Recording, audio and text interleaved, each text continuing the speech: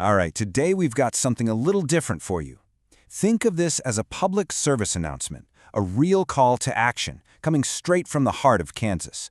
We're talking about a mission to save a precious ecosystem, one tour, one seed, and one person at a time. This is Reclaim the Range. So let's just jump right in. Reclaim the range before the range reclaims you. You know, that's not just some catchy slogan. It's a serious warning. It speaks to this fundamental battle that's happening right now in the Flint Hills. It's a fight for the very soul of the prairie. And believe me, the stakes could not be higher.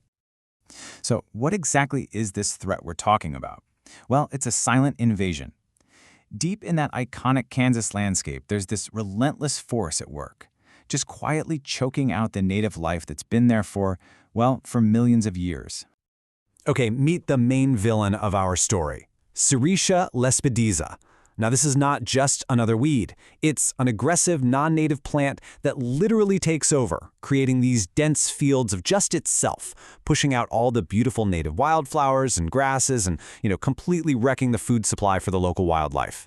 This stuff is tough, it's resilient, and right now, it's winning. Yeah, the usual ways of fighting it, they just aren't cutting it anymore. And that means we have got to think differently. This here points to a whole new frontier in the battle. A really clever, science-based approach that's looking for weaknesses in the invader's own biology. Every great mission needs a leader, right? And this is where Dr. Michael Westgate comes into the picture. With incredibly deep roots in Kansas and this profound connection to its wild places, he's a man on a mission that's just as personal as it is ecological. And this quote, man, it just says it all, doesn't it? Dr. Westgate's journey is this powerful story of redemption. His fight to bring back the prairie is completely intertwined with his own personal history, which makes this whole mission feel so authentic. And get this, it's not just one single idea we're talking about here. It's a whole movement in the making. Just look at this list of brainstormed brands. It shows you the massive scope of the vision. This is a multifaceted effort to get people reconnected with nature through education, through adventure, and through restoration. So, you might be asking, how in the world does one person even start to fight back against an invasion this huge? Well, not with the usual weapons. We're talking about a really unique and innovative toolkit. We're talking boats, seeds, and, yep, you heard that right, sound waves. Okay, so the game plan breaks down into 3 clear, really powerful steps. First, you get out there and explore, really understand the ecosystem. Then, you actively work to restore it. And finally, you experiment with these cutting-edge new solutions to give the native landscape a fighting chance. Step 1 is all about exploration. Through these agri-tours, people don't just see the prairie, they really experience it. You learn how to identify the plants, you start to understand the wildlife, and you see with your own 2 eyes what's actually at stake. It's education in action for sure.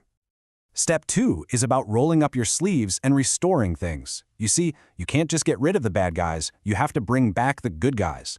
By harvesting and selling native wildflower seeds, we're talking purple coneflower, butterfly milkweed. This initiative provides the literal seeds of recovery for the prairie. And then you've got the really wild part, bioacoustics.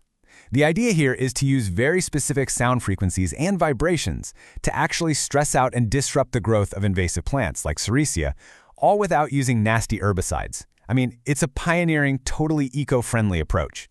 And all of this, it brings us to the real heart of the mission. This was never meant to be one man's fight.